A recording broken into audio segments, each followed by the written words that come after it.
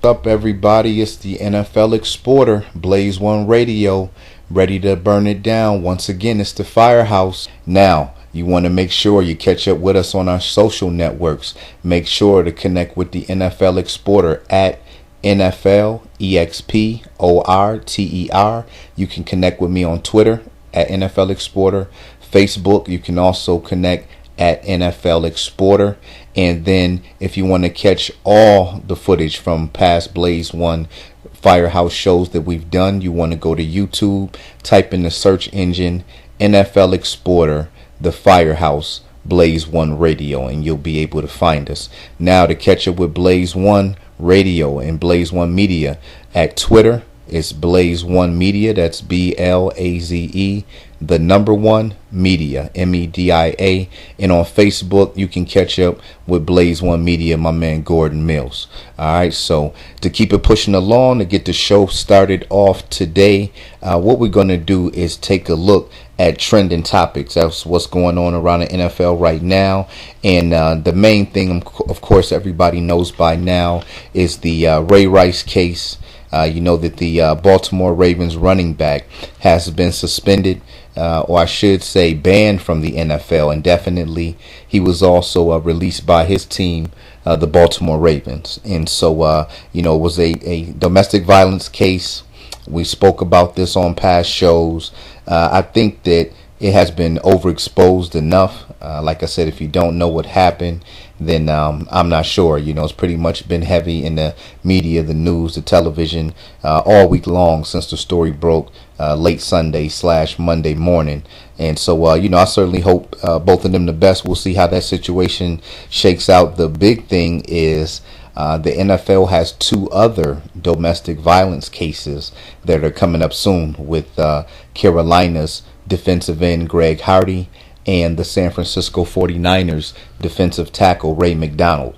And so this is something that we're going to be watching closely to see exactly how these other cases end up playing out, because the NFL pretty much after this Ray Rice incident happened put in place a new system where players would get suspended 6 games for their first offense of domestic violence, and if it ever happened again, they would be banned from the NFL for life.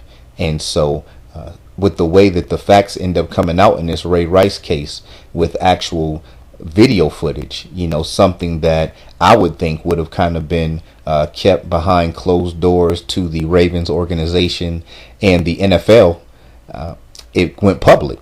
And so, I don't know with these other cases, I don't know if they're going to, how much evidence is going to be presented. TMZ, the media outlet, was the ones who had the video footage of what happened outside of the elevator as well as inside. And that was the whole thing prior to yesterday. Supposedly, the NFL and I guess the Ravens or the powers that be had not seen that footage until Monday. Excuse me, not yesterday, Monday. And so that was the whole big ordeal. I guess his initial punishment through the court system as well as the NFL was based on video footage showing what happened outside of the elevator, which was pretty much him dragging her out of the elevator. But the new video footage showed him actually hitting her. So that was that.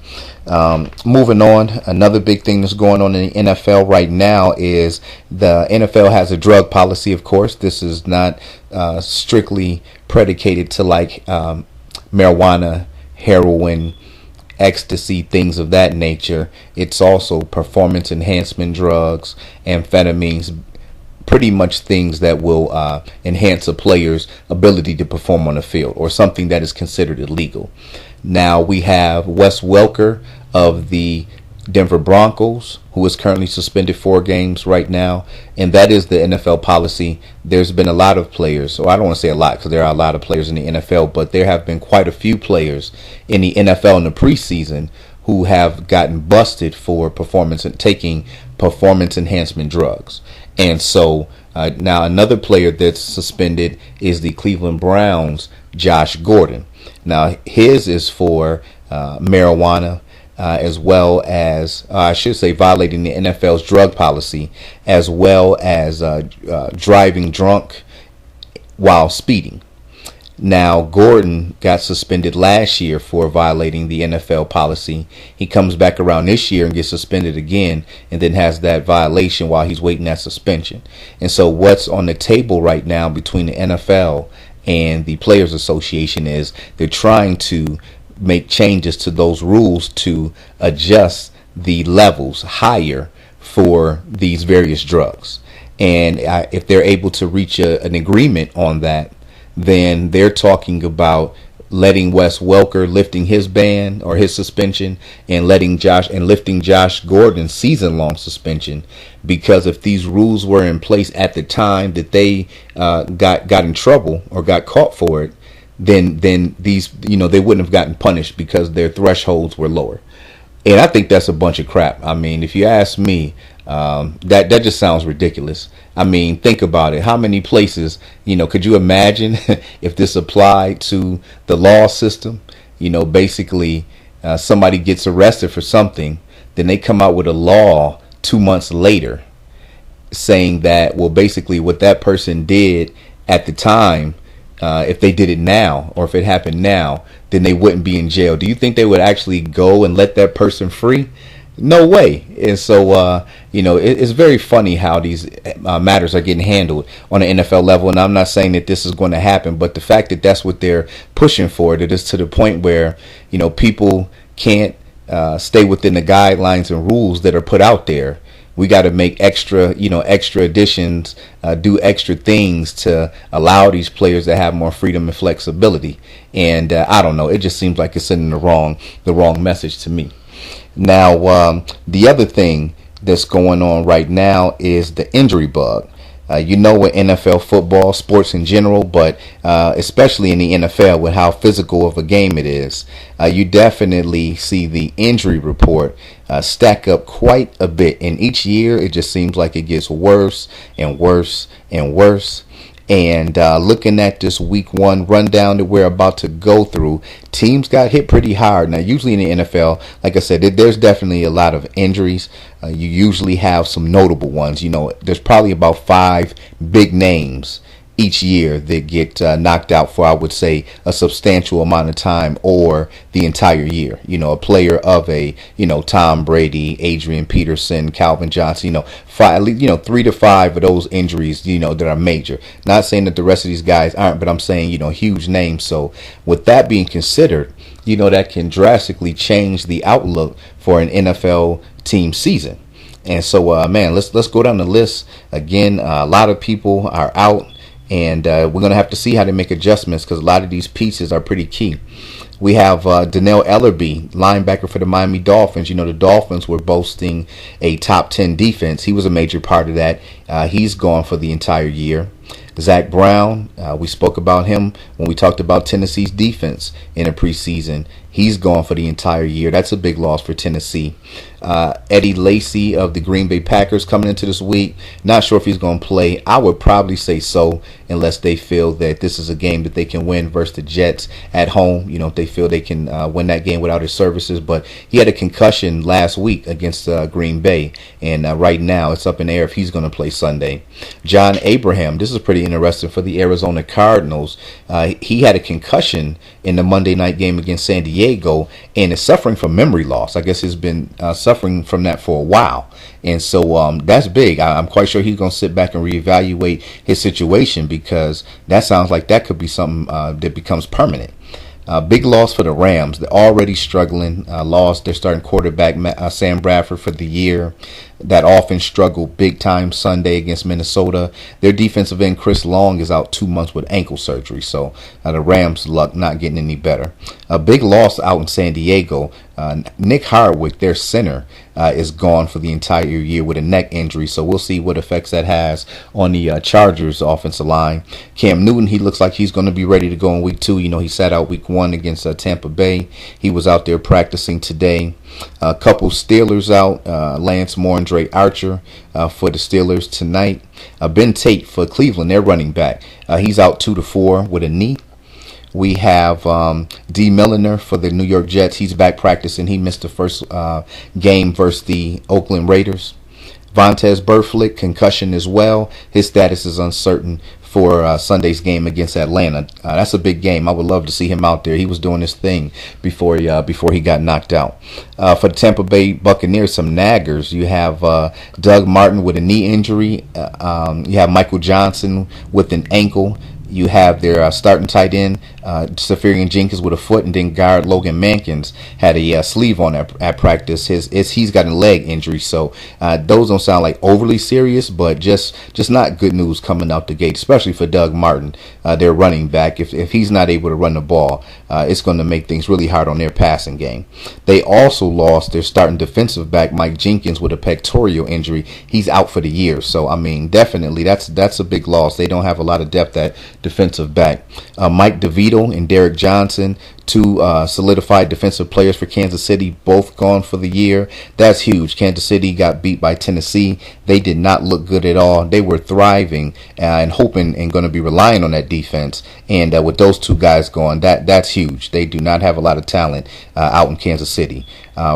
Alshon Jeffrey and Jordan Reed both suffered hamstring injuries, respectively. Alshon is with Chicago, and Reed is the tight end for the Redskins. A couple other huge hits here. You have Evan Mathis with a sprained MCL. He's a starting guard for the Eagles. They put him on an IR to return later this year. They also lost for the year their tackle, who was replacing a tackle who's suspended for, of course, performance enhancement drugs. He's out for the year, Allen Barbary. The biggest loss that may have came probably, I'm not even going to say probably, this was a huge loss because this Indianapolis Colts team does not have a pass rush as is. Robert Mathis was serving a 4-game suspension for, you got it, performance enhancement drugs. He actually tore his Achilles while training and just practicing, staying in shape. He's gone for the year. So that is a huge loss for Indianapolis because I don't know how they're going to get any pressure on the quarterback. Mathis led the NFL with 19.5 sacks last year. So as you can see, teams got hit pretty hard. Best believe it's more to come. That was only week 1. All right, it's the NFL Exporter, Blaze1 Radio, the Firehouse. Don't touch that dial. When we come back, we're going to take a look at the teams for each conference and what's going on in the midweek report. Stay tuned.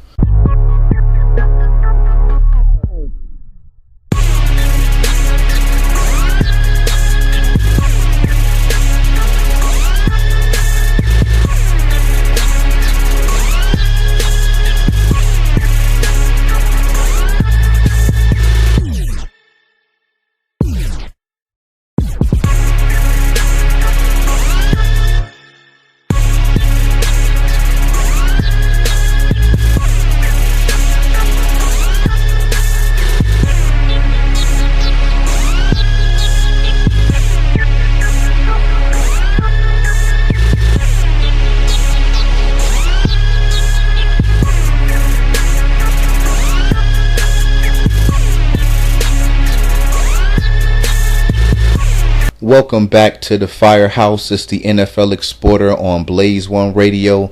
We're getting ready for the big Thursday night football game. We got Baltimore and Pittsburgh playing tonight. And, man, that's going to be a hard-hitting game. Don't expect a whole lot of scoring, but you know that Pittsburgh and Baltimore usually goes down to the wire. From what I've seen in week 1, it certainly looks like that's the type of game it's going to be tonight. Let's go ahead and get our midweek report in. Let's bounce around the NFL, look at the games coming up this week, take a look at what's going on with these teams. Starting off, we got Miami traveling to Buffalo. Last week, both of those teams won their games. Miami had a nice home win over the Patriots, 33-20. The Bills got a big road victory out in Chicago, 23-20 in overtime. Taking a look at this one, I'm leaning towards Miami. Again, they did lose Danielle Ellerbe, their starting outside linebacker for the year. That is a big loss, but still Miami's defense, especially if you can see that defensive end Cameron Wake, who gave Tom Brady and that offense fits this past Sunday, if he's going to play at that level, their defense is definitely going to keep them in a lot of football games. For the Bills, they're bringing a good defense to the table as well. Both these teams have good front sevens. You know, for Buffalo, they got Marcel Darius, Kyle Williams, Mario Williams on their front line. They brought over Brandon Spikes from New England. Of course, they're without Kiko Alonso. He's gone for the year. They lost him in the preseason. He'll be, when he comes back, he'll definitely boast that defense up. But the secondary obviously was a concern for Buffalo, as well as quarterback play. E.J. Manuel did not have a good game passing last week, but he did not turn the ball over, and they won the game by 3 points on the road. So I think he can get credit for that, because in a game that close, that's all it can take sometime is one turnover. Looking at the big picture in this game, I think the edge again goes to Miami. I think a better overall team. Buffalo's defense does play really well at home. This is going to be a good game, but we're going to take Miami. I think if you look at both teams basically having a push with their defenses being about even, or Miami an edge, and then Miami's offense being better than Buffalo's with the quarterback play, I think you got to go with Miami. We're going to roll with the Dolphins in this one, 27-20. Jacksonville is making a trip out to Washington. Last week, Jacksonville gave up a 17-0 halftime lead to Philadelphia, who ended up beating them 34-17. And Gus Bradley's team, they came out with a lot of fire, a lot of heart, just could not hold up all the way through the football game. Certainly some bright spots. Quarterback Chad Henne threw 2 touchdowns to rookie Allen Hurns. He got off to a real good start, looked excellent in his debut, had 110 yards through the air, but with no running game for Jacksonville. And again, their defense ends up on the football field way too much. Just doesn't look good. It's not the recipe or formula for success. Philadelphia was able to regroup at halftime and scored 34 straight, so that doesn't bode well for them. However, if you look at the Washington Redskins, they struggled. You know what? They really didn't even struggle, because it was an even ball game. Basically, Houston blocked a punt and had one long touchdown pass to really make the differences in the game. Washington lost 17-6. But I think that when you look at Washington's offense with the weapons they have, 6 points is unacceptable. I think that people would agree with that. I mean, you've got to find a way to manufacture points. If you got Deshaun Jackson, you've got Pierre Garçon, you've got Andre Roberts, nice little slot receiver they brought over from Arizona. You have Jordan Reed, a good tight end, good young tight end, and a running game with Alfred Morris. I don't know how you can only score 6 points. I mean, certainly J.J. Watt and that Houston Texans defense was tough, but you got to put some points on the board. So I think this could be a feel-good game for Washington if their offense is for real. It is early in the season, but with those weapons in place, they should be able to move the football. And so you have Jacksonville coming to town. Now, we'll say this for Jacksonville, their defense played really tough. They actually have a pretty tough defense. They're young in the secondary, but up front they have a lot of veterans. So I just think, again, they're going to be on the field way too long. We got to see Washington's offense explode. We're going to take Washington in the win. I feel like I should be saying something like 34-14, but I need to see it from that offense first. And so we're going to go with Washington at home in this one, 24-14. Next, we have Dallas traveling out to Tennessee. The Cowboys, they were the Cowboys last week. Turnovers in the first half killed them. Never could rebound. It was 4 total. Tony Romo played really bad. Really, really bad. And their defense just could not hold up. They on paper, they have one of the worst defenses coming in. We talked about that in the preseason. And so, again, we didn't have high hopes for Dallas this year. We had them around a 500 ball club. I think with what we've seen last week, we understand why.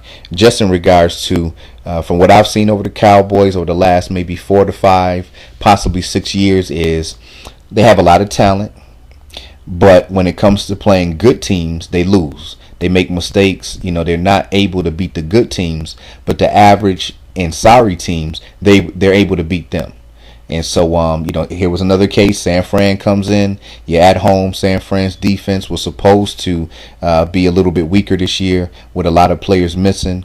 But they look good to me. I think they hurt everybody in the media, myself included. I was kind of hard on them in the preseason about how many players they lost. However, at least for this game, they came out and they dominated Dallas. And so we got Tennessee that Dallas is playing. This game is in Tennessee. And actually at Tennessee, remember their defense, once again, we talked about in the preseason, really, really tough. And they showed it last week. They held Jamal Charles, Kansas City's running back, to only 19 yards. So that says a lot. And on offense, Jay Locker was accurate with the football. Didn't have any turnovers. We talked about that so much in the preseason. These turnovers with these quarterbacks, why it makes a difference. You have a team like Tennessee. They don't have a lot of weapons. Who they have? Jake Locker at quarterback. He's average, a little above average. And they don't have any big-time receivers out there. They don't have a big-time tight end. Nobody like a Jimmy Graham or Calvin Johnson or, guys like that. Even the running game, they have a rookie and a veteran who is average at best. But when you have a tough defense, not turning the ball over is the key. Because in hindsight, if you look at Kansas City, who Tennessee beat, it was 3 interceptions by Alex Smith. It makes a difference. So when I look at this game, usually this should be a blowout for Dallas. In past years, they've been able to rebound from losses to tough teams and come back the next week. But considering how their defense looks, considering how tough Tennessee's defense look, this is going to be a close game. I'm tempted. I think I might go for an upset bid here. Why not? Let's go with Tennessee at home in a close one. How about 27-24?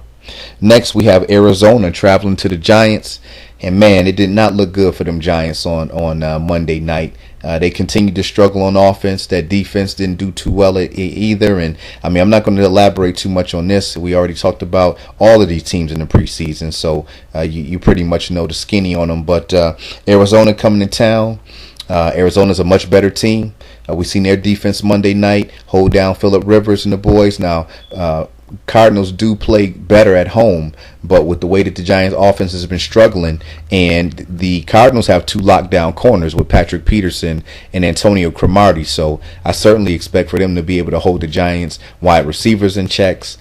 Carson Palmer, if he can limit his interceptions. Michael Floyd stepped up last week, is showing that he's kind of taking the torch over from Larry Fitzgerald. And, they just have a better team. So we're going to go with Arizona on the road, and on this one, 31-17.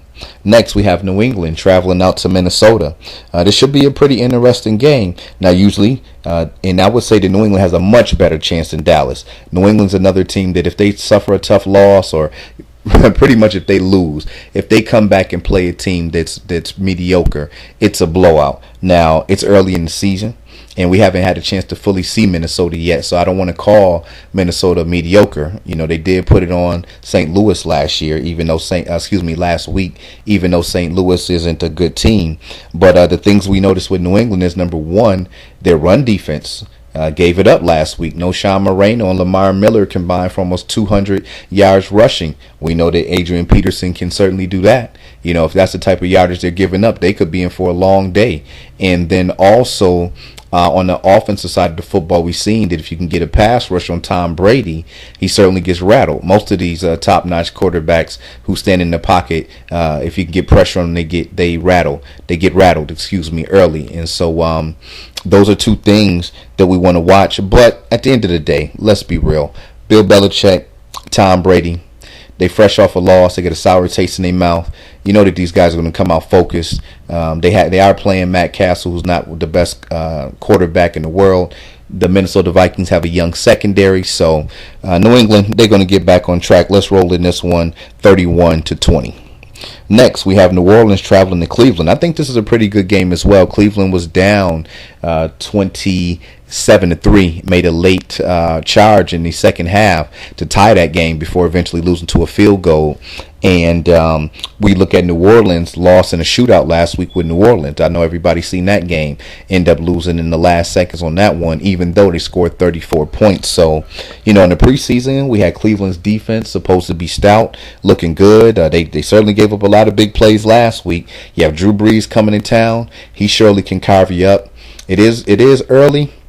We got to roll with New Orleans rebounding. I think Cleveland's defense is tough, but just not enough firepower to hang with Drew Brees and the boys. They may get a turnover or two, but at the end of the day, don't wait the Saints lose two in a row. I think Rob Ryan and that defense definitely have a lot of pressure on them, though, because they let Matty Ice and the boys light them up for over 500 yards, and that's pretty pathetic for an NFL football game. All right, we're going to take a quick commercial break. When we come back, we're going to do the rest of our midweek report. Take a look around the rest of the NFL, take a look inside of these games, make some more predictions, and then, once again, Thursday Night Football. It's almost that time. We got Baltimore and Pittsburgh. This should be a good one. You see, Le'Veon Bell, the running back for Pittsburgh last week, opened up with 196 all-purpose yards and a touchdown. Very exciting young player. We'll be looking forward to seeing what he does tonight. It's the Firehouse Blaze1 Radio. We'll be back after these messages.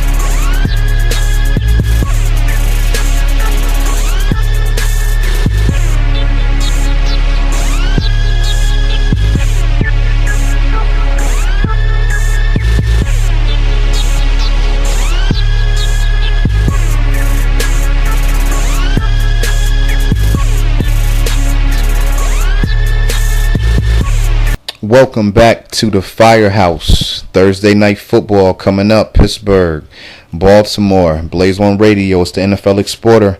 Let's jump back into our midweek report. We got Atlanta going into Cincinnati. That should be a real good game, right? Last week, Matty Ice and the boys put up 37 points. Offense looking real explosive. Defense suspect, obviously giving up the 34. But, Drew Brees is a beast. Cincinnati, they did their thing. They got a big-time receiver over there in A.J. Green. I think a big key to this game could be for the Cincinnati Bengals. We talked about him in the injury report. Vontaze Burfict, their star linebacker, caught a concussion in last week's game. He did not practice yesterday. It's uncertain if he's going to play, and so I think he could be a big-time factor. And then Cincinnati's got a pretty good secondary. I wonder what type of pass rush they'll be able to generate. I don't know. Atlanta looked real explosive last week, but again, it's about defense. Cincinnati definitely has a better defense, so this is tough. We're going to go with Atlanta on this one, though. We're going to go with the offense over the defense. If Matty Ice can get time to throw the football, he got a lot of targets on his side right now. So let's go with Atlanta on the road, 27-24. How about Detroit and Carolina? Should be another good game right here. Detroit put up 35 last week, but that was against the Giants.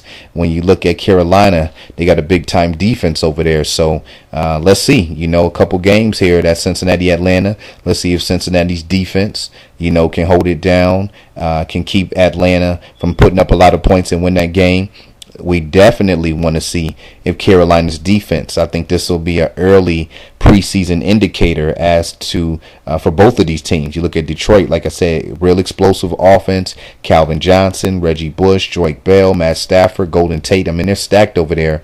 But Carolina definitely has a stout defense with Luke Kelce. And I think it's interesting, though, Greg Hardy, their defensive end, did not practice yesterday. And so I'm not sure if it's something going on. Quite sure by the time Sunday comes around, should be on the field. But that was to note. We also mentioned Cam Newton is back. So this is going to be our first opportunity to see him on the football field this year. Carolina also has a big-time rookie over there in Kelvin Benjamin. Had one of the best catches so far this season. Heard a lot of rave reviews about him in the preseason. Finally got to see him for the first time, and he definitely looked the part. So this is a real intriguing matchup. Same thing. It's early in the season. I'm gonna go with the offenses over the defenses. The defenses will probably came around by the time we're heading down towards the playoff stretch. But we're gonna give the edge to the offenses right now.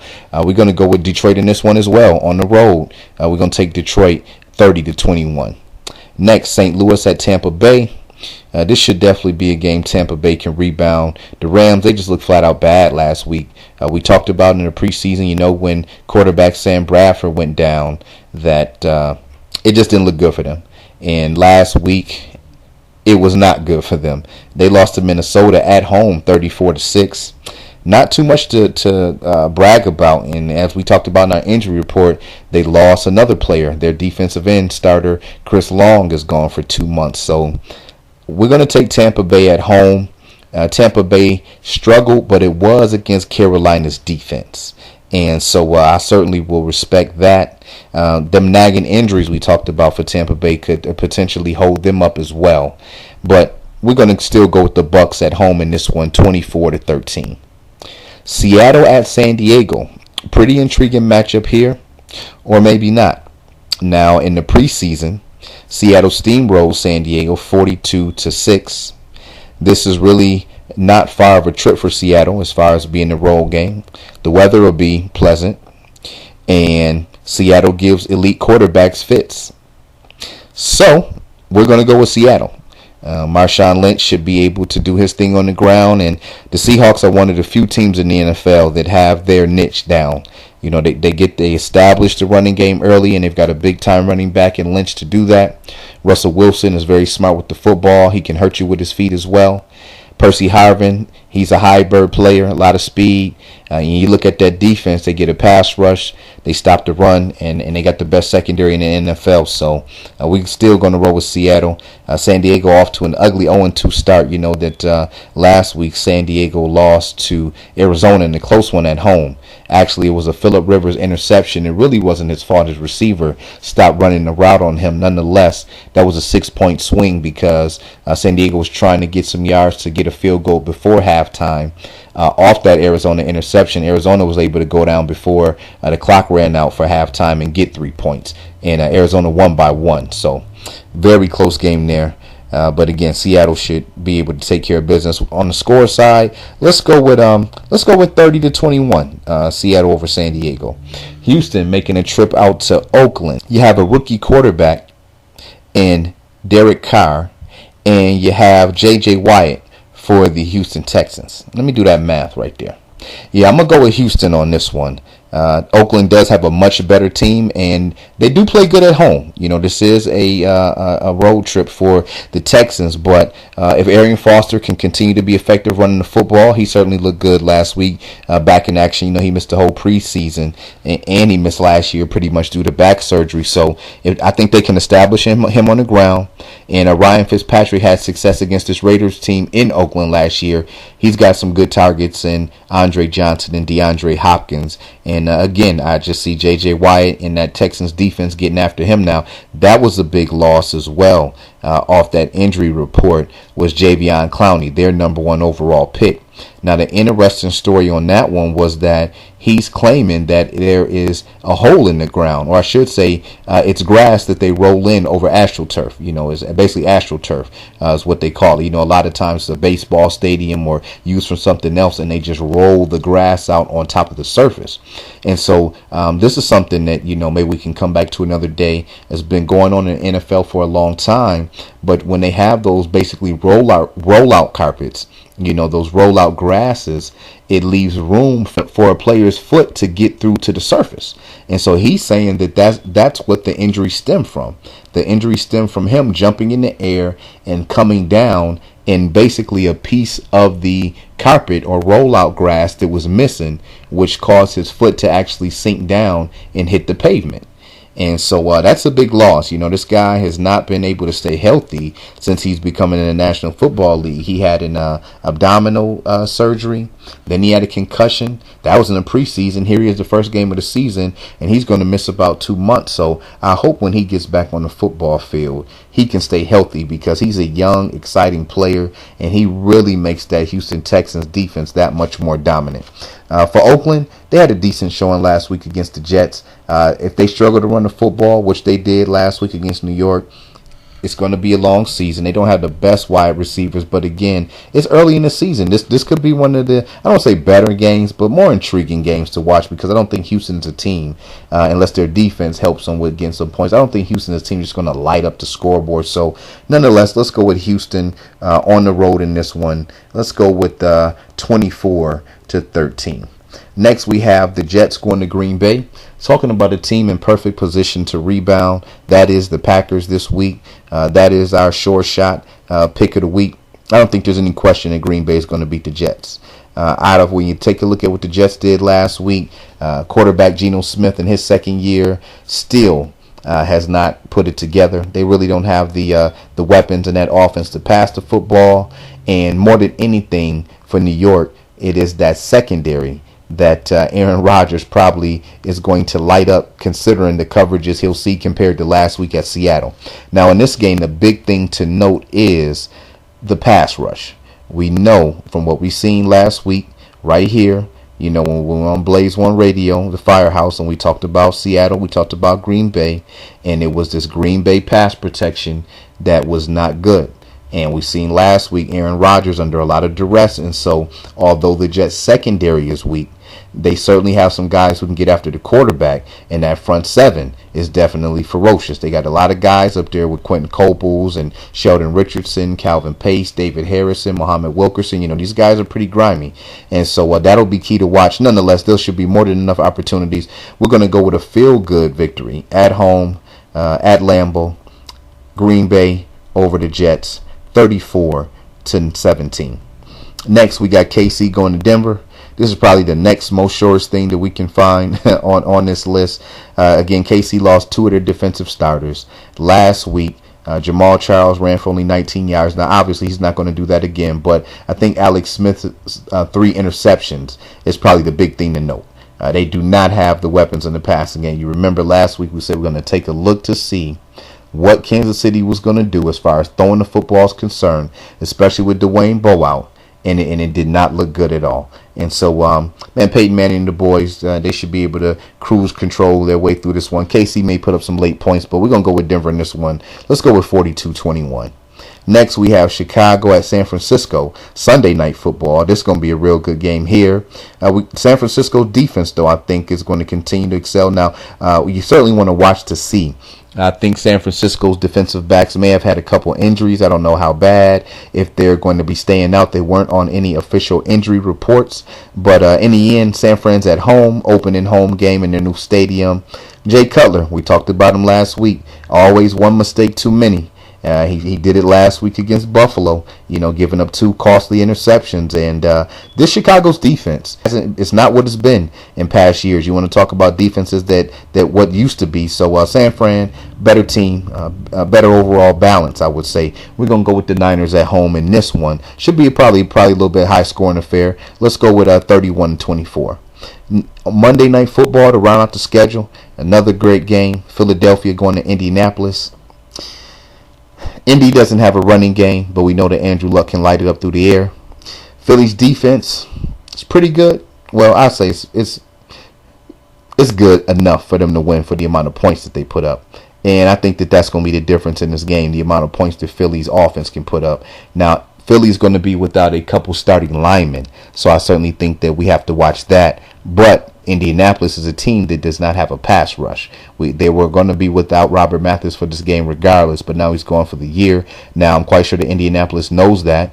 They will have to try to find some ways to create some pressure, but Nick Foles got a ton of weapons in that passing game, and it doesn't take much for these guys to get open. So, Indy dropping 0-2.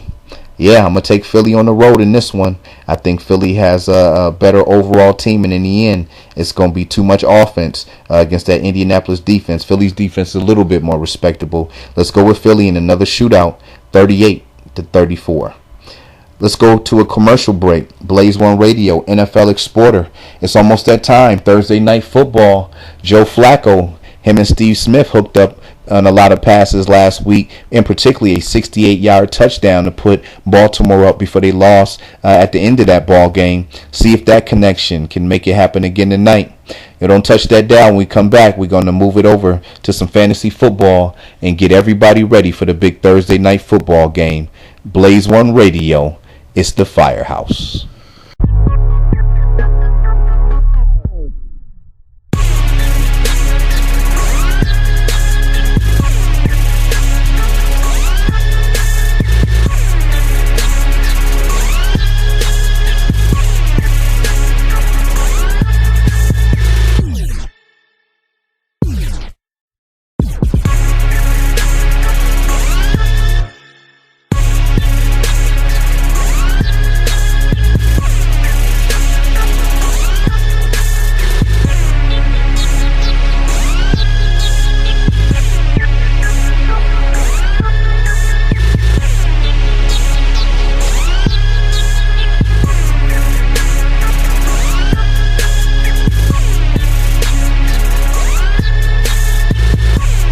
Welcome back. It's the Firehouse NFLExporter, Blaze1 Radio, Thursday Night Football. It's almost that time.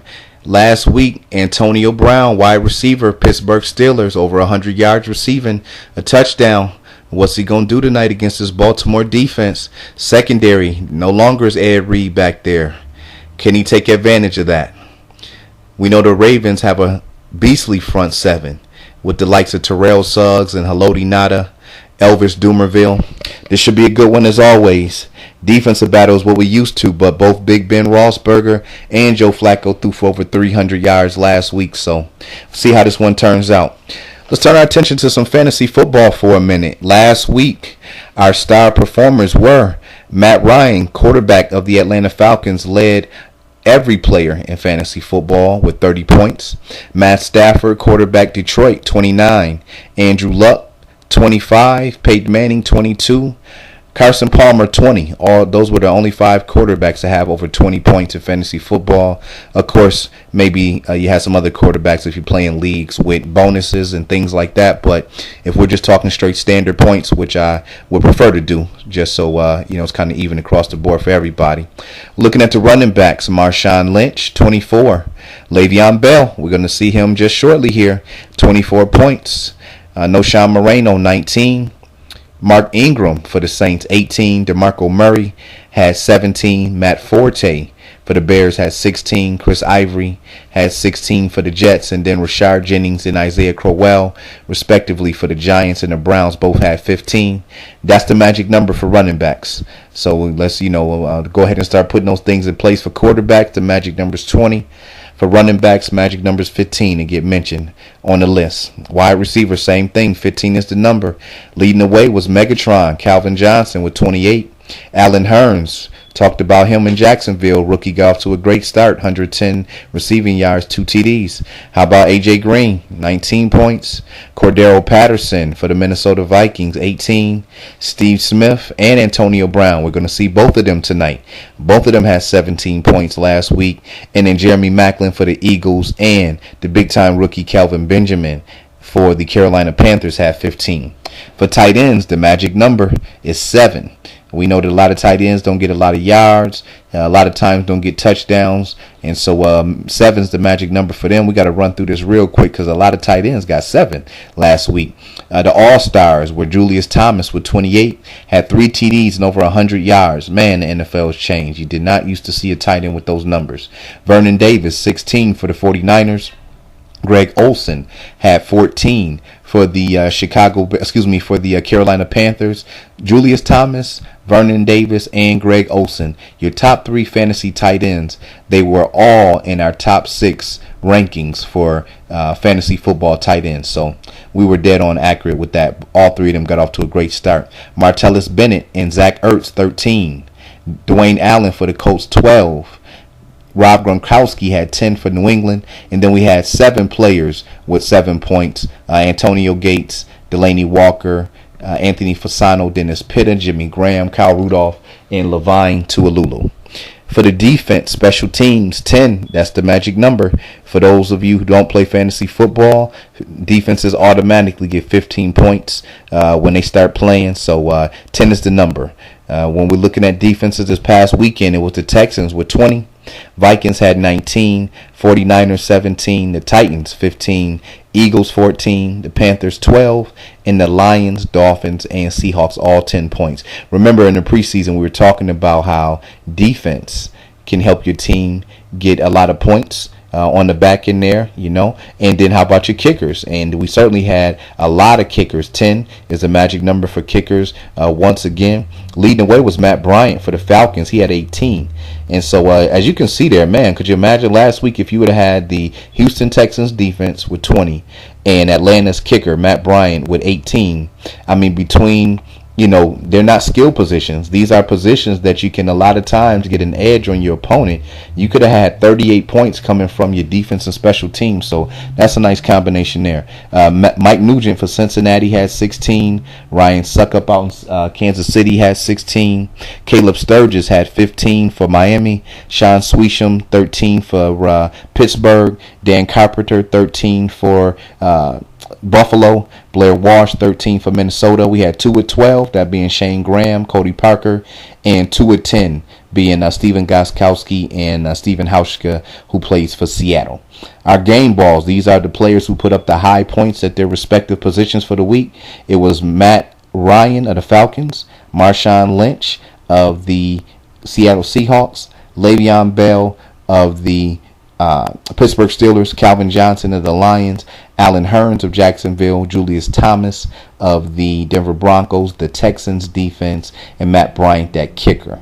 So, man, those were the all-stars. Those were the top scoring players at their respective positions.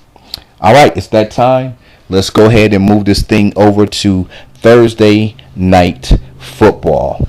And should be a good game. Like I said, this is a storied rivalry. I mean, literally every time that Pittsburgh and Baltimore play, the game comes down to the wire, and it's going to have to be that way tonight. I mean, if you look at how both teams played last week, they were in similar situations. You had Pittsburgh up 27-3.